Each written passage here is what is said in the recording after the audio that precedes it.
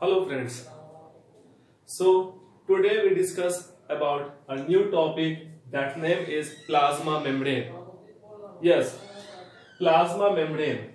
It is a outermost covering layer of animal cell. Suppose that this is any animal cell. The outermost covering layer of this animal cell is called plasma membrane or cell membrane. And in plant cell this membrane is the second layer. ठीक है. Now plasma membrane का discovery बहुत ही आसान नहीं रहा. 1665 में जब cell का डिस्कवरी हुआ उसके बाद बहुत सारे साइंटिस्ट बहुत सारी चीजें खोजने में लग गए. कुछ सालों के बाद जब इलेक्ट्रॉन माइक्रोस्कोप का हमें पता चला इन 1950 अप्रॉक्स, तब प्लाज्मा मेम्ब्रेन का स्टडी करना आसान रहा. इससे पहले बहुत सारे कंसेप्ट आया जिस कंसेप्ट को सही लोगों को सही से समझ में नहीं आ पाया लोगों को, और उस कंसेप्ट को काटा गया. जैसे एक कंसेप्ट आया था sandwich model. Sandwich model concept के देने वाले साइंटिस्ट का नाम था डेवसन एंड डेनली. इन्होंने 1935 में यह कंसेप्ट दिया था, लेकिन इनके कंसेप्ट में बहुत सारी कमियां थी, तो इस कंसेप्ट को बाद में हटाया गया. उसके बाद एक कंसेप्ट और आया कि plasma membrane unit membrane model की तरह दिखता है. यह कंसेप्ट देने वाले साइंटिस्ट का नाम था रॉबर्टसन. इन्होंने 1959 में यह कंसेप्ट दिया, लेकिन ये भी बहुत से बातों में अपने आंसर को काम नहीं कर पाए, प्रूव नहीं कर पाए, तो इनको भी काटा गया. फाइनली सिंगर एंड निकोलसन, दो साइंटिस्ट ने एक कंसेप्ट दिया that is called fluid mosaic model in 1972. उन्होंने कहा कि plasma membrane fluid mosaic model की तरह है. अब इसमें फ्लूइड को किसे बोला गया, मोजाइक क्यों बोला गया, इस टॉपिक को हम लोग डिटेल में स्टडी करेंगे. फर्स्ट टाइम जो डिस्कवरी हुआ प्लाज्मा मेम्ब्रेन का वो ह्यूमन आरबीसी सेल के ऊपर हुआ. आरबीसी के प्लाज्मा मेम्ब्रेन को जब देखा गया तो वो उसके अंदर अप्रॉक्स 52% प्रोटीन एंड 40% लिपिड था. Now we discuss about a fluid mosaic model of plasma membrane. Fluid mosaic model में यह कह रहा था कि plasma membrane are made up of bilayer of lipoprotein. Bilayer of lipoprotein. Bi means होता है दो, layer means सतह, दो लेयर से मिलकर बना हुआ है. Of lipo and protein. Lipo means होता है lipid, fat, and protein is a chain of amino acid. That means this plasma membrane is made up of a lipid molecule and a protein molecule. Here, this is a lipid. ये आपको जो गोल ऐसा circle दिख रहा है ये lipid का layer है, और ये आपको जो ब्लैक ब्लैक दिख रहा है ये प्रोटीन का लेयर है. तो यहां एक लेयर ऊपर लिपिड का, यहां नीचे एक लेयर लिपिड का, दो लेयर लिपिड के, यहां प्रोटीन के लेयर, यहां प्रोटीन के लेयर, यहां भी है, यहां भी है, तो दो लेयर प्रोटीन का भी है. So that this is called by layer of lipoprotein. Now lipid के बारे में थोड़ा और जानते हैं हम लोग, जो एग्जामिनेशन पॉइंट ऑफ व्यू से बहुत ज्यादा इंपॉर्टेंट है. लिपिड में यहां पर आपको दो पार्ट दिख रहा होगा. एक ये आपका सर्कल पार्ट और इसके नीचे दो आपके line. This is called a polar end. Polar end and this tail like structure is called non polar end. Non polar end. ये जो हेड है जिसको पोलर एंड बोल रहे हैं हम लोग, ये हाइड्रोफिलिक नेचर का होता है, एंड ये टेल जो है ये हाइड्रोफोबिक नेचर का होता है. यहां आपको जो प्रोटीन दिख रहा है ये प्रोटीन भी दो टाइप्स के हैं बेसिकली. तो दो तरह के प्रोटीन है, वो डिपेंड करता है कि आखिर प्रोटीन कितना ज्यादा इम्बेडेड है, लिपिड के अंदर कितना ज्यादा वो अच्छे से प्रेजेंट है, उस अकॉर्डिंगली प्रोटीन दो टाइप्स के हैं। Number one is a extrinsic protein और peripheral protein. Extrinsic protein means होता है वैसा प्रोटीन जो सरफेस पे अटैच होता है। यहां आप देख रहे हैं कि लिपिड के सरफेस पर प्रोटीन प्रेजेंट है। This type of protein is called extrinsic protein. Extrinsic. And वैसे प्रोटीन जो लिपिड के अंदर अच्छे से प्रेजेंट है, अंदर एम्बेडेड है, उसे बोलते हैं हम लोग इंट्रिंसिक प्रोटीन और इंटीग्रल प्रोटीन। यहां आपको जो प्रोटीन दिख रहा है ये आपका इंट्रिंसिक प्रोटीन है, इंट्रिंसिक प्रोटीन और इंटीग्रल प्रोटीन। अब इंटीग्रल प्रोटीन भी टू टाइप्स के होते हैं, एक पार्शियली और एक अच्छे से एम्बेडेड। ठीक है, तो जो पार्शियली होगा थोड़े से होंगे वो यहां आपको दिख रहे हैं, जो पूरे अच्छे तरीके से एम्बेडेड है, दोनों लिपिड के लेयर्स में आर पार कर गए हैं, that is called the tunnel protein और चैनल। इसे हम लोग चैनल बोलते हैं। इसी के हेल्प से सब्सटेंस का ट्रांसमिशन होता है। ओके, नाउ ये आपको जो लिपिड के यहां पर जो दो टेल दिख रहे हैं, ये दो टेल सैचुरेटेड हाइड्रोकार्बन से बना हुआ होता है। We know that this is a lipid. The lipid में टू टाइप्स के होते हैं, सैचुरेटेड और अनसैचुरेटेड। तो ये आपका सैचुरेटेड हाइड्रोकार्बन से मिलकर बना होता है। सैचुरेटेड हाइड्रोकार्बन का मतलब होता है कि इसके अंदर जो मॉलिक्यूल्स होंगे वो सिंगल बॉन्डेड होंगे, एक बॉन्ड से बना होगा। लेकिन अगर कहीं पर ये टेल डबल बॉन्ड से बनेगा, so that structure will be quite change and they are known as kink। ये अनसैचुरेटेड का एग्जांपल है। एग्जामिनेशन पॉइंट ऑफ व्यू में ये सब एग्जाम में आता है, ऑब्जेक्टिव्स पूछे जाते हैं, तो आप लोगों को इन सब टॉपिक को अच्छे से रिवाइज करके रखना होगा। Okay, now listen. अब ये प्लाज्मा मेम्ब्रेन में का फंक्शन क्या होता है? तो प्लाज्मा मेम्ब्रेन का बेसिकली ये आउटर मोस्ट कवरिंग लेयर है। तो इसका काम होता है ट्रांसपोर्टेशन करना, सब्सटेंस को ट्रांसमिट करने में हेल्प करना, from the outer region of cell to the inside और vice versa. So how the substances are transported from the outer to inner and vice versa?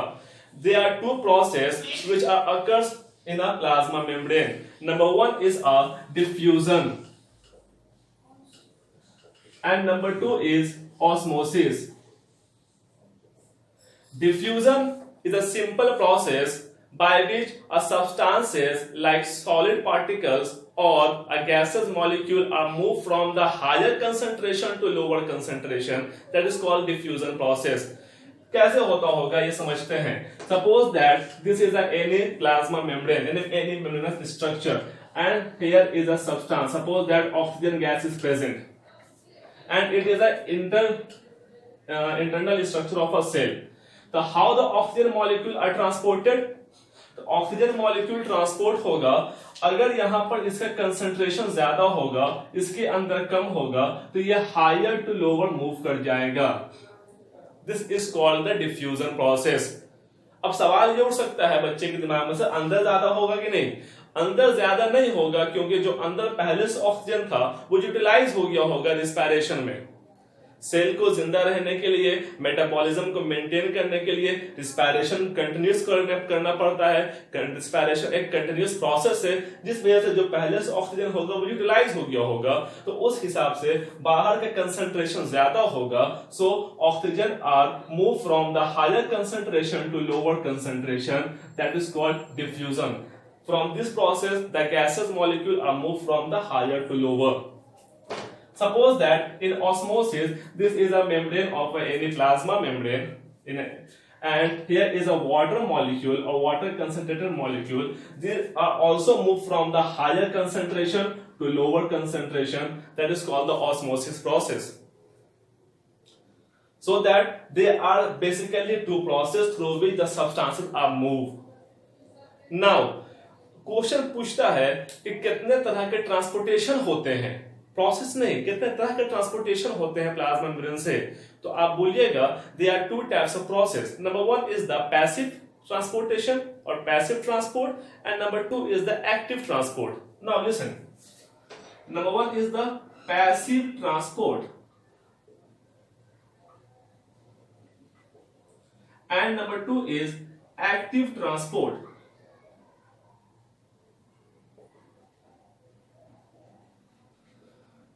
Passive transport का मतलब होता है इसमें एनर्जी की रिक्वायरमेंट नहीं होती है, ये अपने सिंपल प्रोसेस से सब्सटेंसेस का मूव करते हैं। जैसे सपोज करिए ये कोई प्लाज्मा मेम्ब्रेन का लेयर है और किसी सब्सटेंस को यहां से यहां आना है, तो from higher concentration to lower concentration they can move very easily.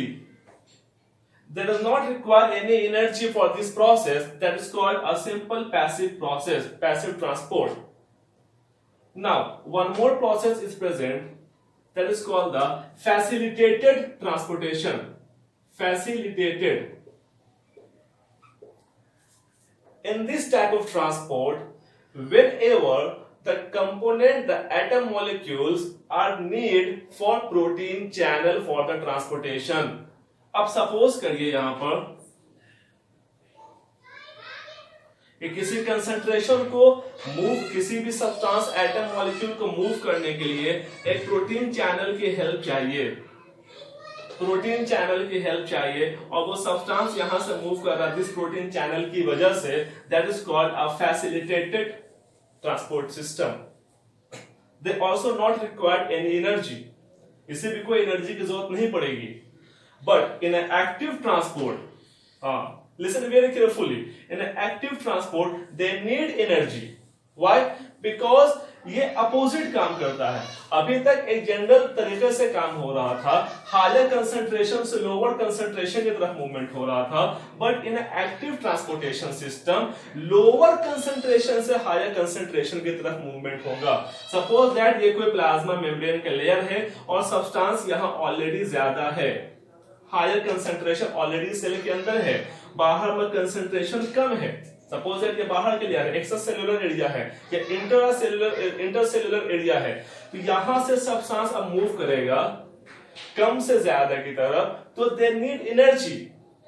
Because suppose करिए आप ऐसे एग्जांपल समझिए कि दो लाइन लगा हुआ है, एक लाइन में 10 बच्चे खड़े हैं और दूसरे लाइन में 2 बच्चे खड़े हैं। मैंने बोला कि भैया आप अपने हिसाब से बराबर कर लो, या आप ऐसा समझ सकते हो कि रेलवे स्टेशन पे बच्चे गए हुए हैं टिकट लेने के लिए और वहां देख रहे हैं कि एक जगह बहुत लंबा लाइन लगा हुआ है, 10 बच्चों का लाइन है, एक तरफ सिर्फ 2 है, तो ऑब्वियस है कि लोग चाहेंगे कि वो यहां से अपने आप शिफ्ट हो जाए। कब तक? जब तक कि इक्विलिब्रियम मेंटेन ना हो जाए, जब तक कि वो दोनों इक्वल नहीं हो जाए। लेकिन मैं या मेरे फ्रेंड जो है वो सेकंड लाइन में चले गए हैं और हम दूसरे लाइन में हैं, तो वो चाहेंगे कि वो हमको बुलाएं, तो उसके लिए उनको एनर्जी खर्च करना पड़ेगा, अपना आवाज देना होगा, मुझे बुलाना होगा। सेम प्रोसेस यहां पे हो रहा है, यहां पर ऑलरेडी कम है कंसंट्रेशन सॉरी, यहां पर कम कंसंट्रेशन है, यहां कम से लोअर कंसंट्रेशन से हायर कंसंट्रेशन की तरफ जब मूवमेंट होगा, तो they require energy, so that it is called active transport. ये काम होता है, इसका बहुत ही अच्छा एग्जांपल है एनसीईआरटी बुक में 11th क्लास में लिखा हुआ है, सोडियम पोटेशियम पंप। पंप क्यों बोल रहे हैं? बिकॉज चैनल की तरह ये काम करता है, एनर्जी चाहिए होती है इसे, इसलिए इसको पंप बोल रहे हैं हम लोग। तो सोडियम पोटेशियम पंप में या इसके अलावा बहुत सारे ऐसे प्रोटीनिशियस सब्सटेंस होते हैं जिसके मूवमेंट के लिए, कुछ ऐसे इलेक्ट्रोलाइट्स होते हैं जिसके मूवमेंट के लिए एक्टिव ट्रांसपोर्ट की हेल्प लेना पड़ता है। Now there are 2 process by which the substances are moved inside, from inside to outside or vice versa. That name is endocytosis और एक्सोसाइटोसिस। नाम में ही डेफिनेशन छुपा हुआ है दोस्त। इंडो मीन्स अंदर, जब कोई सब्सटेंस बाहर से अंदर की तरफ सेल में जा रहा है, सपोज दैट जब कोई सब्सटेंस बाहर से अंदर की तरफ जाए, चाहे वो सॉलिड पार्टिकल्स हो, गैसेस मॉलिक्यूल हो या लिक्विड पार्टिकल्स हो, that is called the endocytosis. जब भी कोई सब्सटेंस बाहर से अंदर की तरफ जा रहा है उसे बोलेंगे एंडोसाइटोसिस। एंडोसाइटोसिस दो टाइप के होते हैं, एक कहलाता है आपका फैगोसाइटोसिस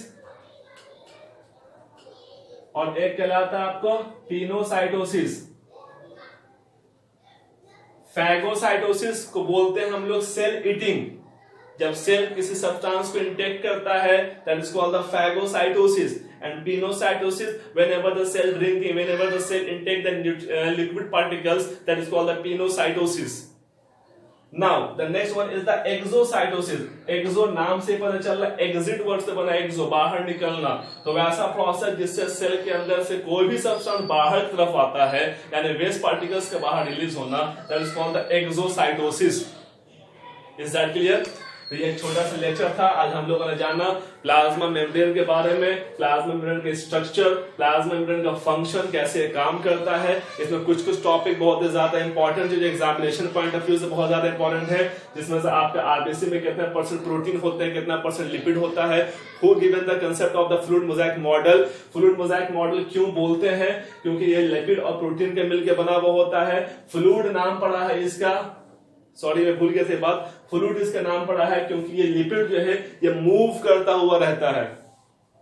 लिपिड की वजह से इसमें फ्लूइडिटी आता है, मूवमेंट्स आते हैं, और इस मूवमेंट की वजह से जो प्रोटीन है ये प्रोटीन अपने प्लेस को चेंज कर सकते हैं, जिसकी वजह से सेल डिवीजन में हेल्प होता है। ठीक है, एंडोसाइटोसिस में हेल्प होता है, बहुत सी चीजों में, सेल ग्रोथ में हेल्प होता है, बहुत सी चीजों में ये हेल्प करते हैं। तो फ्लूइड नाम पड़ा है इसका लिपिड की वजह से। लिपिड जो है वो आपका एक्वस मेंटेन करता है, फ्लूइडिटी मेंटेन करता है। मोजाइक इसका नाम पड़ा है क्योंकि ये प्रोटीन जो है वो कहीं कहीं पर एम्बेडेड होते हैं, जस्ट लाइक अ मोजाइक टाइप के देखने में लगते हैं। तो फ्लूइड मोजाइक मॉडल इसका नाम पड़ा इसके स्ट्रक्चर के अकॉर्डिंगली, क्योंकि देखने में लगता है ये ऐसा। आई होप क्लास आपको समझ में आया होगा। अगर आपको क्लास समझ में आया तो सब्सक्राइब करिए, लाइक करिए और शेयर करिए। Thank you.